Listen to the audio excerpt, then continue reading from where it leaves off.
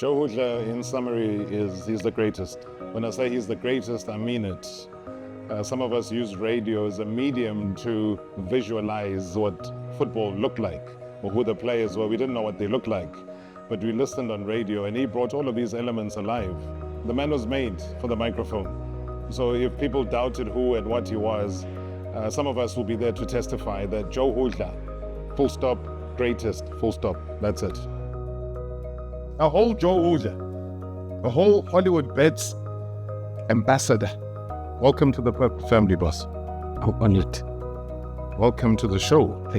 It's taken me 15 years, guys. 15 years. Not months or days, 15 years.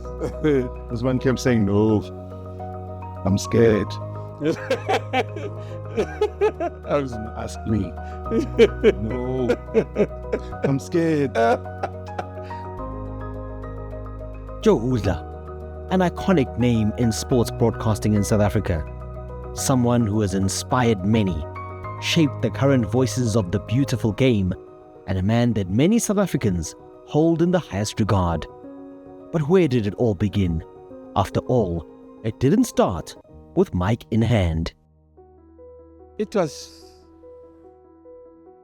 just a coincidence, because when I finished school and then I got my first job, I was employed as a HR person.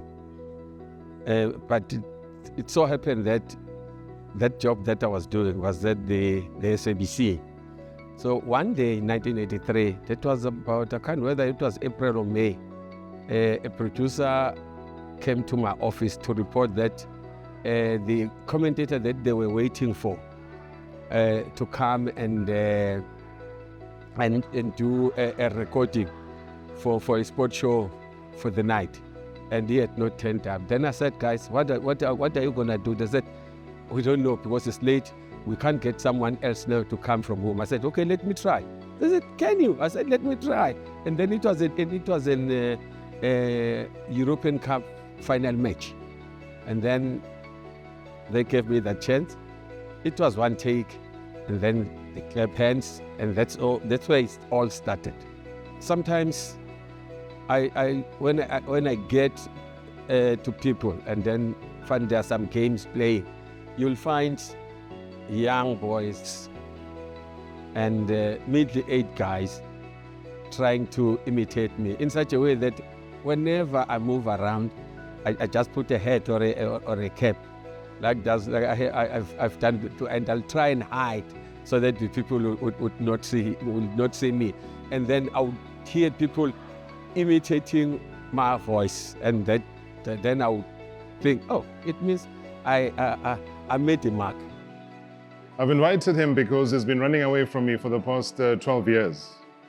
I don't know what he thought I was going to do or say to him, but all I wanted to do and say to him was thank you. Thank you for what you've done to us as football lovers, the entire nation. It didn't matter whether people spoke Kiswati, Zulu, Xhosa, Sepedi, Chivenda, it didn't matter, even Afrikaans. The fact that Joe would translate football with the energy and the passion to people to visualize the game made sense. He's an institution because, when you've worked, and he's also admired the Teta Masumbukas of this world, the Kwas Katebes of this world, even the Babmangete of this world, then you know that he's in the same field as people that really transcended football. I mean, those are big names in the world of commentary.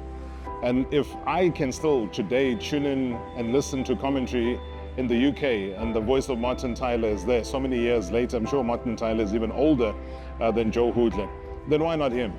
I'm just happy. Not only I'm just happy, I'm happy he's also part of the Purple family. He's part of the Hollywoodbets family right now. He deserves to be there. And I've never seen him so happy. He's like a little kid now. He's like a teenager. Why? Because one little career move and recognition makes a big difference.